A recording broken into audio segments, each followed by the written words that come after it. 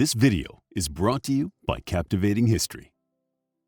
In 1647, in the East Midlands of England, George Fox had become disillusioned with the Church of England. He alleged that he had been privy to religious visions and began preaching a message outside the official doctrine. He was eventually arrested for blasphemy. During his interrogation, he quoted scripture that advised his accusers to tremble and quake at the word of the Lord. He was ridiculed for these words and subsequently dubbed a Quaker. Fox was not deterred and adopted the name for himself and his followers, adding to their existing title, the Society of Friends. As the group's popularity grew, mainline Christians began to view them as a dangerous sect, and in 1662, British Parliament was pressured into passing the Quaker Act, which made Quaker religious practices unlawful.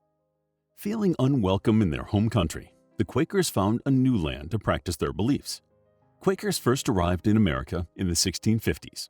In 1655, a woman called Elizabeth Harris left her family behind and arrived in the Chesapeake Bay area. Her mission was to evangelize the Puritans. The Puritans left England under much the same circumstances as the Quakers. Upon arriving in the New World, the Puritans quashed any other religions that differed from theirs. Elizabeth Harris must have had a convincing argument, as she successfully converted several high-profile Puritans to the Quaker way of life. Her persuasive nature put people on the alert. When, in 1656, Quakers Mary Fisher and Anne Austin arrived in Massachusetts, they did not get to preach for long. They were arrested and investigated for witchcraft before being quickly shipped off to Barbados.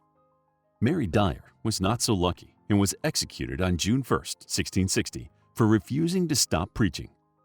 This action sent shockwaves to England, and King Charles II forbade anyone to hand out death penalties to those professing Quakerism. In 1661, George Fox wrote a peace testimony laying out the Quakers' peaceful intentions as pacifists, which calmed the apprehensions somewhat. Fox then toured the American colonies, setting sail on August 11, 1671, and returning at the end of the summer of 1673. He found the only real trouble with the plantation owners on Barbados, who accused him of rabble-rousing as he insisted on preaching to the enslaved and free people indiscriminately. Back in England in 1657, the 13-year-old son of Admiral Penn was about to have an epiphany. The admiral had just been released from the Tower of London, where Cromwell held him under suspicion of being in league with the ex-King Charles II. Upon returning to his family, he brought with him a Quaker friend named Thomas Lowe. Lowe preached to the Penn family, and William Penn learned of the Quaker belief that there is an inner light in everyone that connects you directly to the Creator. William had been taught that only the clergy could commune with God, and this revelation changed the course of his life. He attended his first Quaker meeting in 1667, knowing that anyone found at this meeting would be arrested, which is precisely what happened. William's father summoned him after his release from jail and was shocked at William's conversion to Quakerism.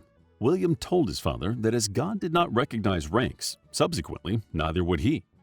This must have come as a shock to the old admiral, who expected his son to enjoy the finer life afforded by his position. He expelled William from the family home. William embraced the Quaker life and was in and out of jail as a consequence. During a trial on September 1, 1670, he challenged the court to name what law had been broken. When the court was unable to do so, 4 jurors refused to find the Quakers guilty. The prosecution was infuriated and held them due to unpaid fines and their refusal to remove their hats in court. Admiral Penn paid off the fines for William and the others, despite having been asked not to. William and his father reconciled just before the elder Penn passed away on September 16, 1670. In 1675, William was tasked with writing a constitution for the Quaker region of West Jersey. He called it the Concession and Agreements, and some argued that it was the forerunner of the United States Constitution. He promised civil liberties and religious freedoms. Soon, Penn started to gain land in the area, and on March 4, 1681, King Charles II granted Penn 46,000 square miles. William Penn changed the name of the West Jersey colony to Sylvania, meaning forest land, and on the insistence of King Charles II, added the prefix Penn. Being a modest Quaker, William balked at the name initially, but accepted it as a tribute to his father. In governing his land, William wanted to create a bastion of liberty and tolerance. He called it his holy experiment, to allow religious freedom to blossom in this wilderness. Penn was mindful that the land he had been gifted was already home to the Native Americans. He arrived in America on October 27, 1682, and prioritized relations with the Native Americans. He learned their language and engaged them on a personal level, as well as stipulating that no land could be taken away from them. He extended the Pennsylvania colony by purchasing land from the Lenape, despite King Charles II's suggestion to use brute force. Charles II was succeeded by his brother James on February 6, 1685. Although James was Catholic, he was sympathetic to the Quaker cause, helped in no small part by his closeness with the Penn family. While he had no intention of converting to Quakerism, King James II realized society had nothing to fear from the Quakers. In 1686, he started pardoning anyone in prison for religious beliefs. On April 4, 1687, the king issued a declaration of indulgence, allowing people to worship in whatever way they saw fit. Unfortunately, the predominantly Protestant nobility did not take kindly to this sort of religious freedom. The British Parliament encouraged Dutch Protestant William of Orange, who was James's nephew, to claim the throne. Realizing his unpopularity, King James II fled to France. William Penn, who had returned to England just before these events, found himself an enemy of the state and was arrested on December 10, 1688. Penn used his usual honesty and pragmatism while being interrogated, and King William III released Penn and dropped all charges against him. Much to the horror of the Protestants, the new king passed the Act of Toleration that still gave a degree of religious freedoms to British subjects. Penn returned to Pennsylvania in 1699. He continued his excellent relationship with the Native Americans and strived to strengthen the ties between Virginia and New York. In 1701, Penn traveled back to England as there was word that King William III was planning to take control of the colonies. He arrived in December of that year, finding William III had passed away during his voyage. William III's daughter, Anne, was now queen, and Penn managed to get another English monarch on side. Penn never made it back to America. His old agent, Philip Ford, had passed away, and it was discovered that Ford had mismanaged Penn's accounts. Penn was sent to debtor's prison in 1708 until his Quaker friends found evidence that Ford had swindled Penn out of a lot of money. With this evidence and money to pay off the reduced debt, Penn was released. After suffering a stroke in 1712, Penn's health deteriorated until his death in 1718 at 74. After his death, Penn's second wife, Hannah, took over the administration of Pennsylvania until she died in 1726. After that, William and Hannah's son, Thomas, ran the colony for 40 years. Thomas governed in much the same way as his father did, but there were some notable differences. Thomas was not one to go against social norms and left the Quaker Church for the Church of England. Attitudes towards the Native Americans quickly changed. In the walking purchase of 1737, a group of Lenape had agreed to sell some land along the Delaware River. They measured the size of the land by how far you could walk in one day.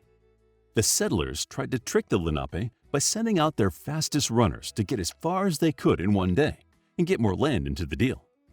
Understandably, the Lenape balked at the new measurements, so the settlers called in the militia from New York to force the Lenape from their land. During the 1870s, the pacifism that the Quakers had nurtured began to dissolve into violence. In 1755, the Lenape slaughtered settlers in the Penns Creek Massacre. As a result, many non-violent Quakers in the legislature renounced their positions, and war erupted in Pennsylvania. The Quakers never lost their sense of justice for all people. They continued to stand up for Native American rights and were amongst the first to call for abolishing slavery. A significant figure in the anti-slavery movement was John Woolman. Born in 1720, he always had a passion for equality. In his early 20s, he was working as a clerk, but there was one particular transaction of which he knew he could be no part. His boss asked him to arrange the sale of an enslaved person. Woolman stated that slavery was wrong and he would have no role in it. He became a Quaker minister and traveled far and wide preaching Quakerism and the evils of slavery. His tireless crusade against slavery gradually shifted the Quakers' minds to firmly denounce the practice. By 1758, the Quakers launched an official proclamation stating that any Quakers who had slaves need to be labored with. While they would not be kicked out of the faith, they would be excluded from most aspects of church life. In 1770, it was determined that any Quaker owning slaves would set them free. By 1784, this was a full-blown demand, and a refusal to do so would result in the loss of church membership. The Quakers played a considerable role in the Underground Railroad, sheltering and shielding those who had managed to escape slavery during their journey north to freedom. As pacifists, the American Revolution was a difficult period for the Quakers. They were shunned and viewed as a security risk for their refusal to take up arms against the British. Around 1778, some Quakers aided struggling British soldiers, doing what they viewed as their Christian duty. The revolutionaries did not see it this way and executed at least one of their number. Despite the tenets of nonviolence, some Quakers thought the cause was worth fighting for. Charles DARRAGH was one and signed up to serve in the Continental Army. In the fall of 1777, the British occupied Pennsylvania. Troops were in the habit of occupying the local Quakers' houses as they saw fit, feeling they had nothing to fear from the peaceful inhabitants. British General William Howe held his staff meetings in the house of a local midwife. Unfortunately for the general, that house belonged to Lydia DARRAGH. Lydia had become quite adept at gathering information, which she sent to her son Charles. Lydia was also privy to a planned surprise attack on General George Washington's troops. She left the British-occupied territory under the guise of going shopping and went straight to the revolutionaries with the information. Instead of being caught off guard, George Washington was able to mount a counterattack on the British. Although the British questioned Lydia about the information leak, they never once believed that this meek and mild Quaker woman was capable of espionage. Lydia was not the only woman to use her amicability to the revolutionaries' advantage. Martha Bell helped the British soldiers by tending their wounds and letting them grind corn at her mill. But she also gave highly accurate information regarding their position, numbers, and armaments to the revolutionary troops. In the 1800s, the Quakers began to expand and spread further west. By the 1820s, several microcosms of Quakerism had sprung up. Around this time, Elias Hicks, a Quaker minister from Long Island, began to pronounce beliefs that differed from the traditional teachings. His doctrine was deemed heresy by the traditional Quakers. Many were drawn to Hicks's ideals and became known as the HICKSITES. Those who positioned themselves against Hicks came to be known as Orthodox Friends. Many Orthodox Friends lived in cities, and Quakers who lived in more rural areas were more likely to gravitate to Hicks's principles. Hicks was against modernization. He spoke out against railroads and canals and had a disdain for city life. In 1827, the HICKSITES decided to hold their own yearly meeting, separate from the original gathering, and around two-thirds of the membership left to join the new meeting, causing HICKSITES across the nation to separate themselves from the Orthodox Quakers. The HICKSITES themselves then formed splinter factions. One was more conservative and held that the Orthodox Quakers had strayed from the path of Quakerism. Another was more similar to the Orthodox Quakers, and a third was more liberal. The liberal faction became actively involved in the abolition of slavery and women's rights and explored other religious ideas such as the Unitarians. Lucretia Mott, a Hicksite Quaker, played an integral role in the 1848 Summit for Women's Rights, and many HICKSITES were part of the American Anti-Slavery Society, founded in 1833. Another of the Quakers' ideologies was that society did not need a police force or any other coercive control. This kind of settlement popped up throughout the 1840s. In the lead-up to the American War, many Quakers were advocating the abolishment of slavery, equality between the sexes, fair treatment of Native Americans, and the establishment of humane jail systems. But not everyone thought in the same way. Some Quakers benefited from the slave trade, while others thought they were not doing enough to end it. Amy KIRBY Post from Long Island grew up as a HICKSITE. However, by the 1840s, she wanted to have an active hand in challenging the evils in the world. She formed the Congressional Friends in 1848 and focused on racial and gender equality. Post was also involved in the Underground Railroad and housed many slaves during their escape to freedom. Levi Coffin in Newport, Indiana, was another vital stop. Coffin helped around 100 slaves a year in their quest for emancipation and was sometimes known as the president of the Underground Railroad. Sadly, not all Quakers shared these anti-racist sentiments. Many Quakers who had championed abolition viewed segregation as necessary. If African Americans were allowed to attend meetings, segregated pews were strictly enforced. But no matter how many times the Quakers would fraction off, they all stood against slavery. Abraham Lincoln knew this and in 1860 actively courted their vote. When the Civil War broke out, many Quakers had to choose between their belief in nonviolence and that of anti-slavery. For the first time in the history of the Quakers, church leaders allowed people to take up arms. Many Quakers felt that this fight was just and so God would be on their side. Once the Union had won the war, the Quakers set their sights on a new injustice. And in 1869, President Ulysses S. Grant commissioned a group of Hicksite Quakers to engage in humanitarian work with the Native Americans. The Quakers also played an important part in integrating the freed African Americans, setting up schools and helping them become self-sufficient.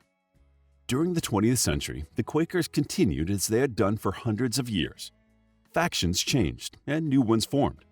One group, the GURNEYITES, became great missionaries in Kenya, India, China, and Alaska. Today, there are more Quakers in Kenya than anywhere else outside the United States. During World War I, many Quakers were conscientious objectors, although others participated in nonviolent roles such as medics and drivers. During World War II, they took on a more active part, essentially setting up an underground railroad in Western Europe to help Jewish people escape persecution. For their efforts, two branches of Quakers received a Nobel Peace Prize after the war. In 1969, the United States elected a Quaker as president, Richard Nixon. Some think he played his ties with the Quakers to his advantage, rather than believing the doctrine. Whatever the truth, when Nixon met with Martin Luther King, King was convinced of his sincerity. During the Vietnam War, the Quakers sympathized with the plight of the Vietnamese, sending aid in whatever way they could, despite the threat of jail. The Quakers continued their activism throughout the 1970s and 1980s, weighing in on the Israeli-Palestinian conflict, taking a stand against nuclear proliferation, and the apartheid in South Africa. Quakers are still quick to provide aid to those in need, being on the front lines of the unfolding COVID-19 pandemic, providing supplies and funding to hard-hit areas. Whether you view them as right or wrong, no one can deny that the Quakers have continued to make an effort to maintain William Penn's vision. Right is right, even if everyone is against it, and wrong is wrong, even if everyone is for it. To learn more about the Quakers, check out our book, The Quakers, a captivating guide to a historically Christian group and how William Penn founded the colony of Pennsylvania in British North America. It's available as an ebook, paperback, and audiobook. Also, grab your free mythology bundle ebook while it's still available. All links are in the description. If you enjoyed the video, please hit the like button and subscribe for more videos like this.